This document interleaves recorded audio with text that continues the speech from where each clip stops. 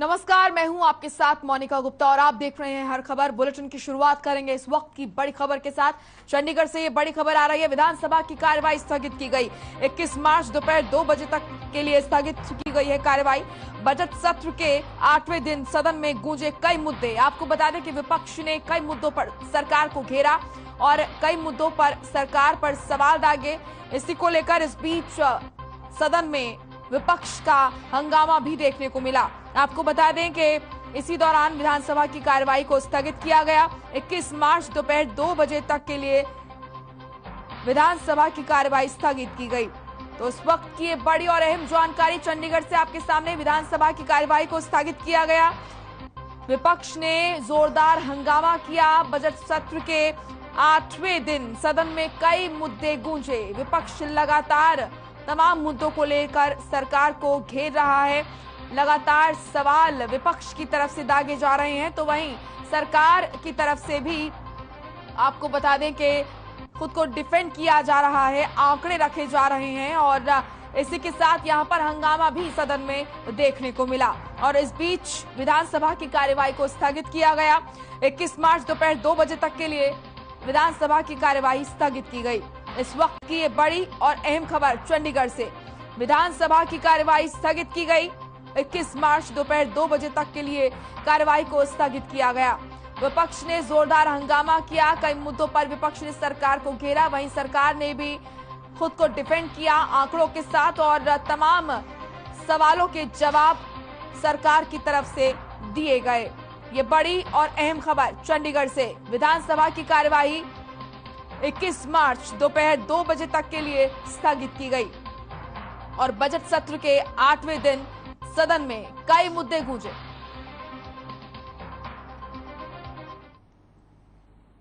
चंडीगढ़ में सीएम मनोहर लाल ने विधानसभा सत्र के दौरान पत्रकारों से बातचीत करते हुए कहा, नगरीय क्षेत्र विकास और विनियमन 1975 के तहत यहां पर अधिसूचित क्षेत्र में 7A का उल्लंघन करके रजिस्ट्रियां करवाने की बात विपक्ष ने कभी भी सरकार को नहीं बताई, बल्कि सरकार ने स्वयं इस पर संज्ञान लिया है।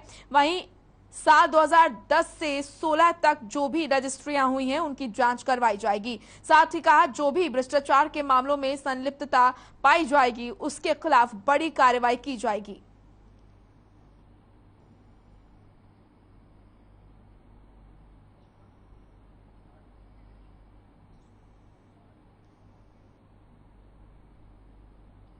चंडीगढ़ में हरियाणा के डिप्टी सीएम दुष्यंत चौटाला ने अपने कार्यालय में भिवानी और नारनौल एयर स्ट्रिप्स के स्टेटस की अपडेट्स लेने के लिए कई विभागों के अधिकारियों की बैठक की अध्यक्षता की।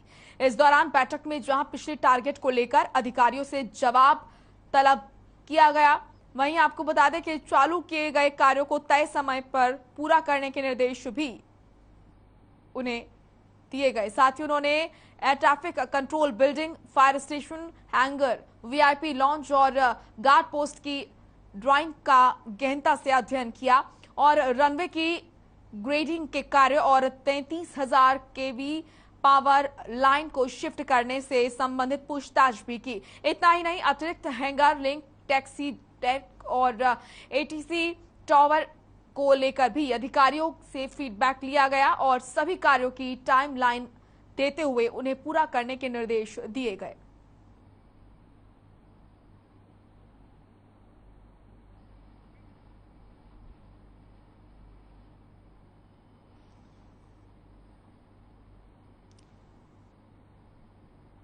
तो चंडीगढ़ में हरियाणा के डिप्टी सीएम दुष्यंत चौटाला ने अपने कार्यालय में भिवानी और नारनौल एयर स्ट्रिप्स के स्टेटस की अपडेट्स लेने के लिए कई विभागों के अधिकारियों की बैठक की अध्यक्षता की।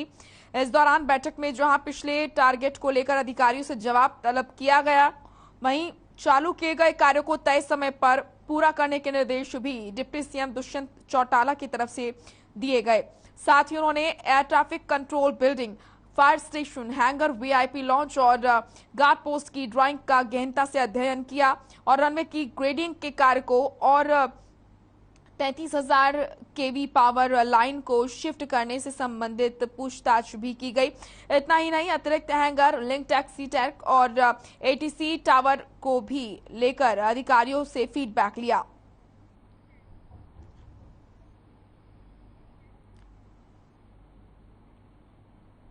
तो वहीं पंजाब विधानसभा चुनाव में कांग्रेस को करारी हार मिलने के बाद कांग्रेस प्रदेश अध्यक्ष नवजोत सिंह सिद्धू ने इस्तीफा दे दिया है। सूत्रों से मिली जानकारी के अनुसार 5 राज्यों में कांग्रेस को मिली हार के बाद पार्टी अध्यक्ष सोनिया गांधी ने इन राज्यों के प्रदेश अध्यक्षों से इस्तीफे की मांग की थी।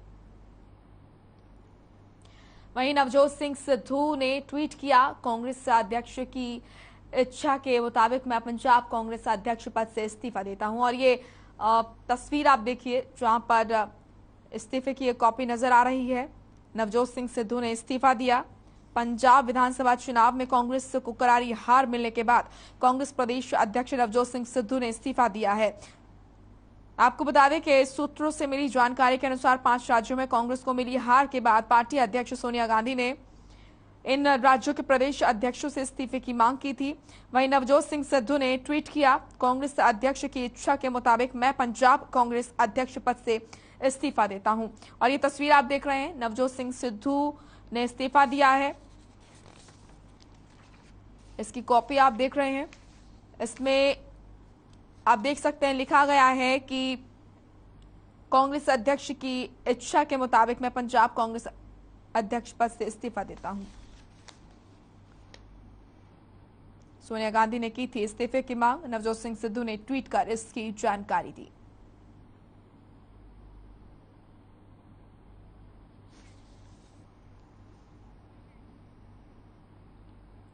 भिवानी में द कश्मीर फाइल्स नामक फिल्म काफी चर्चा में है। जिले के सिनेमाघर में बड़ी संख्या में लोग द कश्मीर फाइल्स देखने के लिए इकट्ठा हुए। लोगों का कहना था कि ऐसी फिल्म को टैक्स फ्री करके सरकार ने अच्छा फैसला लिया है।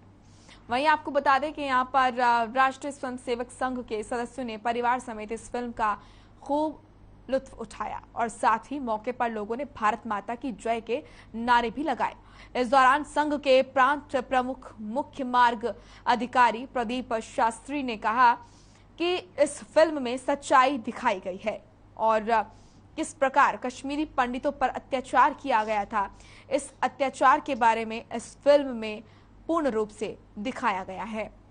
इसी के साथ उन्होंने कहा, फिल्म देखने आई एक दर्शक सरोज रहेजा ने भी कहा कि इस फिल्म ने हमारे रोंगटे खड़े कर दिए। फिल्म में पुराने समय की सच्चाई दिखाई गई। फिल्म में काफी रोमांच है और आंखें तक भर आती हैं। ऐसी फिल्में सभी को देखनी चाहिए।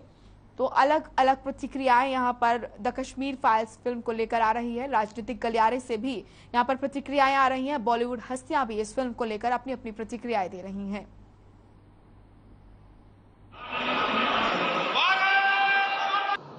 इसके पृष्ठभूमि में बहुत पुराने पीछे अपने को जाना पड़ेगा। जब मुस्लिम आक्रांता इस देश में आए तो उन्होंने हिंदू समाज का बड़ा उत्पीड़न किया। स्थान स्थान पर बलात्कार, मंदिर को तोड़ना, जबरदस्ती धर्मांतरण करना। लेकिन हिंदू समाज का एक स्वभाव है, वह धीरे धीरे करके अपने में आत्मसात कर लेता है। और ऐसे ही आत्मसात करते करते 1857 आते आते हिंदू और मुसलमान समाज ने इकट्ठे होकर उस स्वतंत्रता के आंदोलन में भाग लिया। लेकिन उसके बाद से 1947 तक फिर देश में ऐसी स्थितियां निर्माण हो गई। मुस्लिम समाज के द्वारा स्थान स्थान पर हिंदुओं के ऊपर बलात्कार, धर्म परिवर्तन, स्त्रियों के साथ मारना काटना, चाहे वह केरल की घटना है मोपला विद्रोह के नाम से, चाहे वो डायरेक्ट एक्शन 1946 में है। हिंदू समाज हर बार चोट खाकर बोलने का स्वभाव उसका रहा है। कोरोना टीकाकरण को लेकर बच्चों के लिए एक अच्छी खबर सामने आई है। दरअसल केंद्रीय स्वास्थ्य मंत्री मनसुख मांडविया ने ये जानकारी दी है कि 16 मार्च यानी कि आज से 12 से 14 साल के बच्चों का वैक्सीनेशन शुरू होने जा रहा है, जिसमें 12 से 14 साल के बच्चों को कोर्बेवैक्स नाम की वैक्सीन लगाई जाएगी, जिसे बायोलॉजिकल ई लिमिटेड कंपनी ने तैयार किया है। कहीं नहीं, 60 साल से ऊपर के सभी लोग अब बूस्टर डोज भी लगवा सकेंगे। सूत्रों की माने तो अभी तक भारत में हेल्थ केयर और फ्रंटलाइन वर्कर समेत 60 प्लस के लोगों को, जिन्हें कोई यहाँ पर कोमोर्बिडिटीज है, उनको ही वैक्सीन की बूस्टर डोज लगाई जा रही थी। लेकिन अच्छी बात यह है कि आज से देश भर में 12 प्लस वालों का वैक्सीनेशन शुरू होने जा रहा है।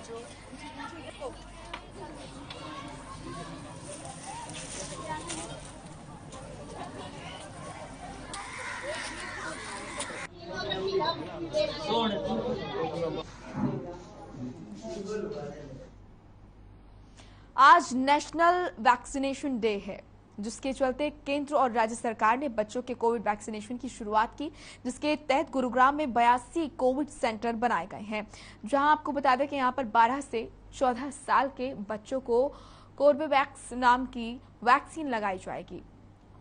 और इस दौरान पर civil surgeon doctor Virendra Yadav ने निजी स्कूल में पहुंचकर बच्चों को कोर्बेवैक्स वैक्सीन की शुरुआत की, जहां छोटे छोटे बच्चों ने निर्दयता से टीका लगवाया। तो वहीं जानकारी के मुताबिक जिले में 85,000 बच्चों को टीका लगाने का टारगेट है। इस मौके पर पॉलीक्लिनिक हॉस्पिटल की सीएमओ नीना गठवाल भी मौजूद रही। 2010 में सिर्फ वही बच्चा एलिजिबल होगा, 2010 में सिर्फ वही एलिजिबल, यानी आज 16 मार्च है, अगर कल किसी बच्चे ने 15 मार्च, जैसा आप सबको मालूम है कि 16 मार्च नेशनल वैक्सीनेशन डे है और आज भारत सरकार ने और हरियाणा सरकार ने फैसला किया कि 12 से 14 साल के बच्चों को कोविड वैक्सीनेशन शुरू की जाएगी। आज कोर्बेवैक्स जो है इन बच्चों को दी जा रही है और ये जो बच्चे 2008, 2009 में या 2010 के वो बच्चे जो अपना जन्मदिन मना चुके हैं, यानी 15 मार्च 2010 तक जो बच्चे 12 साल के होंगे उनको वैक्सीनेशन लगेगी। ये एक डायनामिक प्रोसेस है। जो बच्चा कंप्लीट अपना 12 वर्ष कर चुका होगा, 2010 वाला बच्चा, यानी जिसने अपना जन्मदिन 2010 के बच्चे ने मना लिया होगा, वो इस पूरे साल में एलिजिबल वैक्सीन के लिए होता जाएगा। हम ये मान के चल रहे हैं कि अभी तक जो आरजीआई का डेटा है, गुड़गांव में तकरीबन 85,000 के आसपास जो हमारा इस 12 से 14 वर्ष के बच्चों का टारगेट रहेगा। और आज हमने कुल मिलाकर 82 सेंटर्स पर वैक्सीनेशन प्रोसेस शुरू किया है। 6 हमारे ऐसे सेंटर हैं चारों ब्लॉक में, वो गंगोला, फरूखनगर, सोहना, पटौदी, सिविल हॉस्पिटल और पॉलीक्लिनिक सेक्टर 31 में। इनमें ऑनलाइन सेशन भी क्रिएट किया। बाकी 76 प्राइवेट और सरकारी स्कूलों में आज हमने मुहिम की शुरुआत की। क्या फायदे हैं? I am feeling good. मेरे को पहली डोज लग चुकी है, क्योंकि हमारे स्कूल में पहली बार हुआ है ये कि छोटे बच्चों को वैक्सीन लग रही है, तो मेरे को बहुत अच्छा लग रहा है। सिर्फ वही एलिजिबल।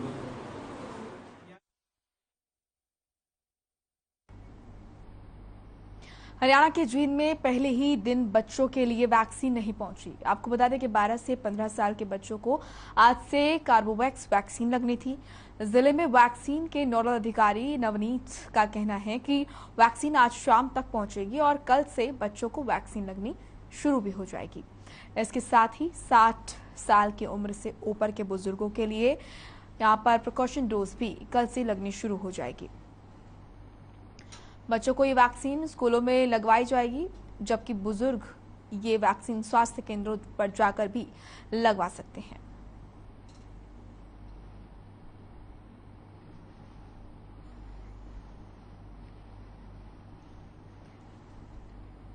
तो जगह जगह टीकाकरण केंद्र लगाए जा रहे हैं। इसी के साथ आपको बता दें कि 60 साल से ऊपर के लोगों के लिए, 60 साल की उम्र के लोगों के लिए यहां पर प्रिकॉशन डोज भी शुरू की गई है, बूस्टर डोज भी शुरू की गई है।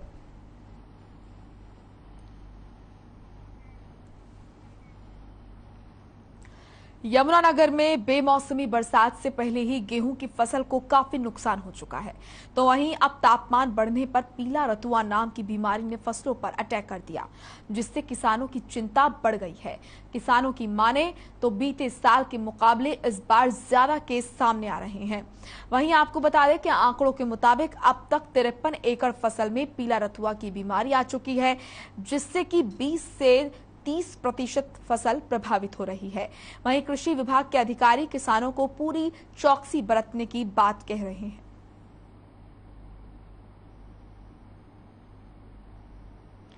तो पीला रतुआ नामक बीमारी पीला रतुआ हमारे यहाँ मामली गांव में आया था पिछले 11 फरवरी को, और अब जैसे जैसे टेम्परेचर सुटेबल बन रहा है, उसके लिए टेम्परेचर बढ़ रहा है, तो इसकी और अधिक फैलने की है। अभी तक जिले में 53 एकड़ में हमारे यहाँ पीला रतुआ है, जो मोस्टली सढौरा और आपके बिलासपुर और आदौर ब्लॉक में।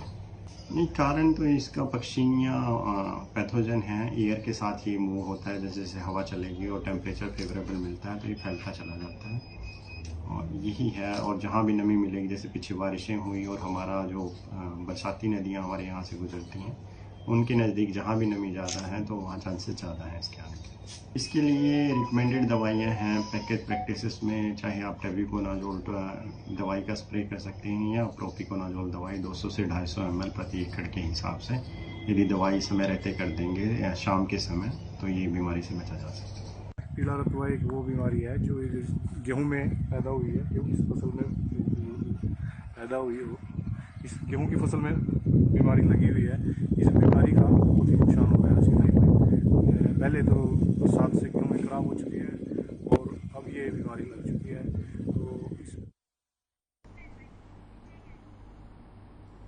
वहीं कैथल में लघु सचिवालय में खराब हुई फसलों के मुआवजे की मांग को लेकर किसान एक बार फिर से लामबंद हो गए हैं। किसानों का आरोप है कि प्रशासन की कथनी और करनी में फर्क नजर आ रहा है। प्रशासन की लापरवाही की वजह से उनको मुआवजा नहीं मिला, जिस वजह से किसानों ने लघु सचिवालय में अपना पड़ाव डालते हुए अनिश्चितकालीन धरना प्रदर्शन शुरू कर दिया। आपको बता दें कि कुछ समय पहले कुदरत की वजह से फसल खराब हो गई थी और प्रशासन ने मात्र 2 गांव की गिरदावरी कर मुआवजे की समाप्ति कर ली थी।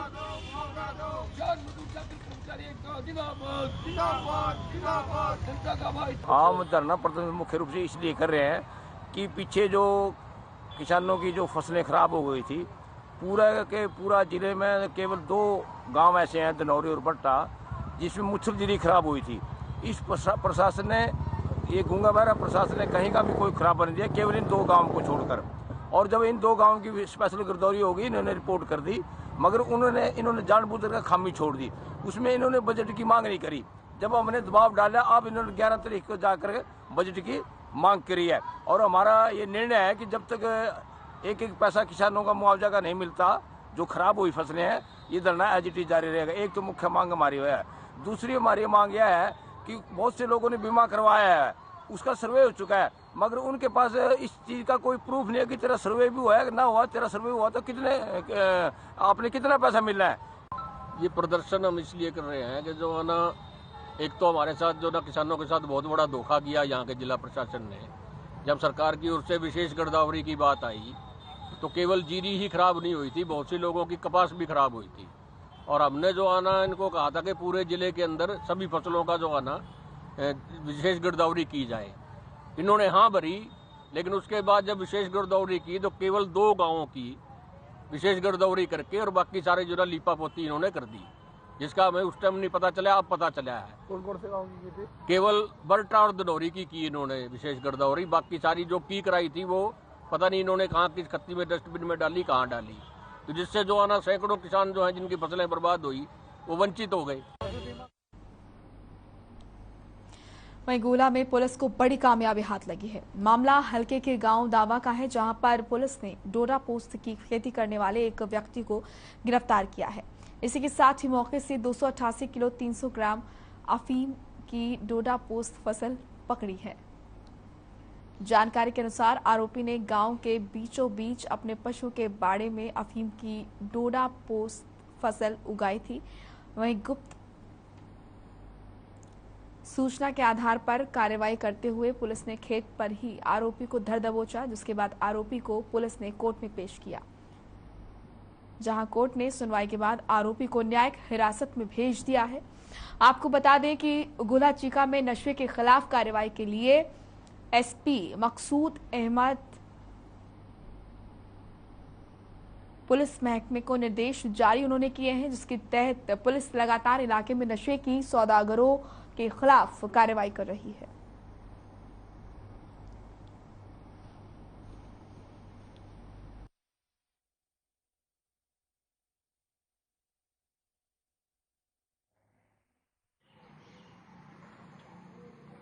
ये दाबा गांव में हमारी जो चौकी पड़ती है उसके अंदर गांव में मैमलीपुर चौकी के अंदर, तो चौकी इंचार्ज पार्स लगा, उसको गुप्त सूचना मिली थी।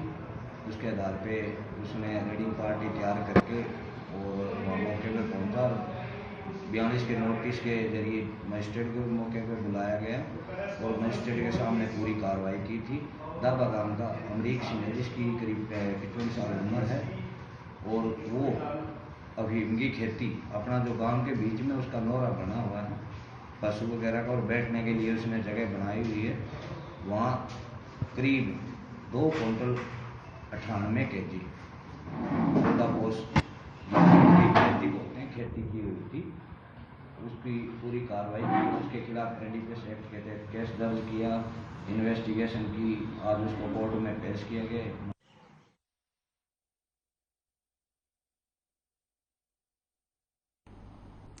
हांसी में CIA 2 की टीम को बड़ी सफलता मिली है। यहां पर मामला शहर थाना क्षेत्र का है, जहां पर CIA की टीम ने हांसी के अलग अलग इलाके से 4 लोगों को 4 अवैध पिस्तौल के साथ गिरफ्तार किया है।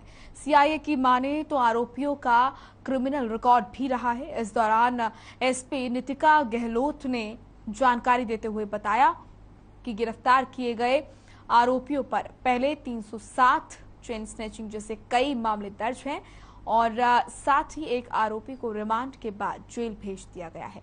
वहीं तीनों आरोपियों को कोर्ट में पेश किया जाएगा और बाद में उनका भी रिमांड लिया जाएगा।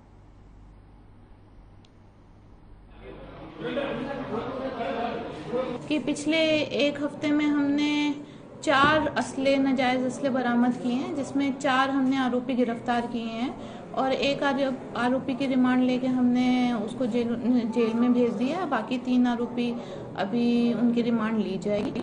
वो भी है। हाँ, इतने चाय पिला दो, मैं इनसे मीटिंग कर लेती हूँ।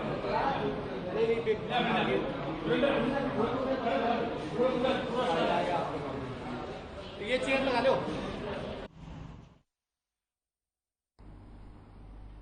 चलिए फिलहाल इस बुलेटिन में इतना ही। आप देखते रहिए हर खबर। नमस्कार।